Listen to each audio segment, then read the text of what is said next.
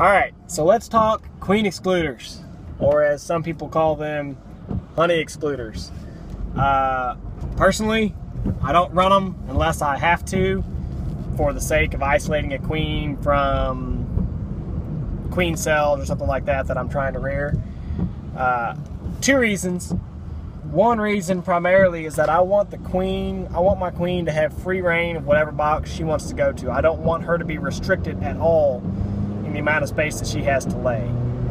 So I give her the opportunity, if she wants to go up and lay in the 4th box or wherever she wants to go, she can do that. I don't ever want to keep my queen from being able to lay eggs.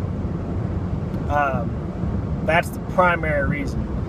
The other reason, just on top of that, is that, people say, oh, and I agree with this, the bees, they have to squeeze through, the worker bees have to squeeze through those slots to move through the hive. That's going to slow them down, so that's going to slow progress. And it's going to wear, it's going to wear them out faster. They're going to be getting their wings tattered up, maybe losing legs or whatever. So, and on top of that, it's just one more thing to get in the way. When you're having to pick through boxes and you're going through real quick, it's one more thing you got to pull out of your way, one more thing you got to forget or remember to put back in the right place. So I don't run them on a regular basis. I had one hive this spring where I hadn't normally been running a queen excluder.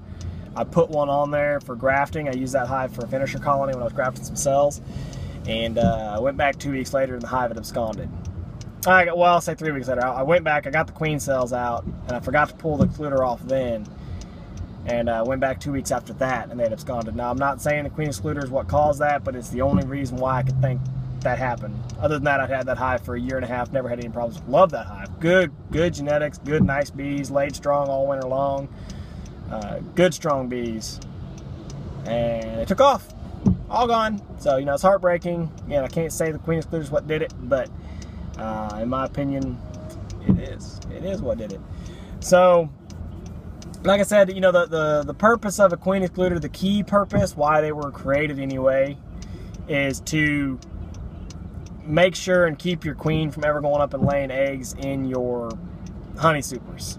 And that makes a lot of sense if you're trying to make a lot of honey and you're short on time, because then you can go out there and you can pop all those top boxes and you never even have to worry about checking to see if there's any brood in them, because there's not. At worst, you might have some pollen, but you're not going to have any brood when you go to extract. So that certainly makes sense there.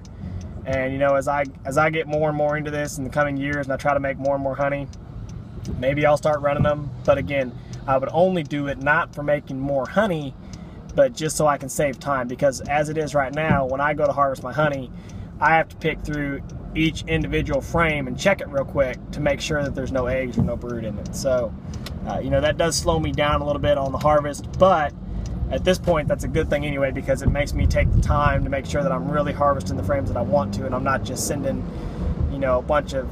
I'm not taking a bunch of stuff that maybe is only half capped or something like that. I'm only getting the best of the best. So I'm real selective on what I want to take out of the hive. So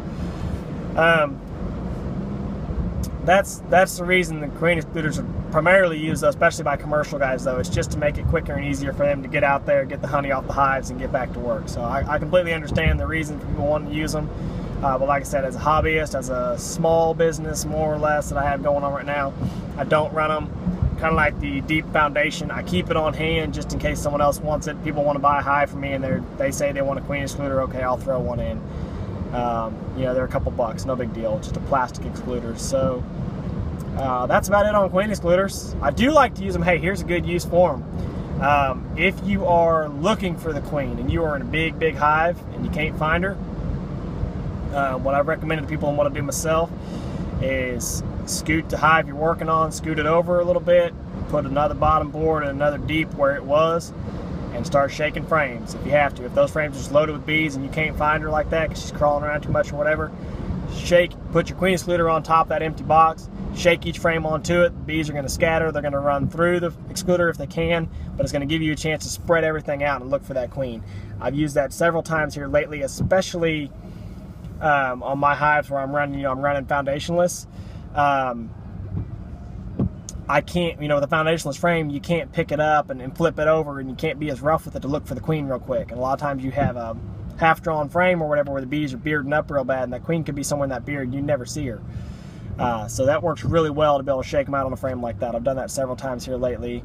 That, or if she's hanging out on the inside of the box, on the inside wall, and you can't really see down in there, you can't get the angle right to see if she's on the side of the wall of the box. So you can pick the whole box up once you get the frames out, give it a good thump down on top of that other box with the queen excluder, and then look to see her running. So works very well in that instance. So yeah, that's a great use for queen excluders. That's what I like to use them for. I like to use them when I'm hunting for the queen. I don't like to use them to always keep her isolated. Again, the reason why I don't use them on a regular basis is because I don't want my queen to be restricted. I don't want her bound to a given area of the hive. I want her to be able to lay freely everywhere that she possibly can. So just kind of keep that in mind when you're picking out equipment, what you do and don't want to use. Again, just my little kind of personal opinion on that, but hope you all find some value and hope you like it. Certainly let me know if you have questions, or if you have hey, if you have an argument with it, that's great. Let me know below, and we'll hash it out right here on the comments below so we get the best answer for the people. So yeah, y'all let me know. Thanks for watching.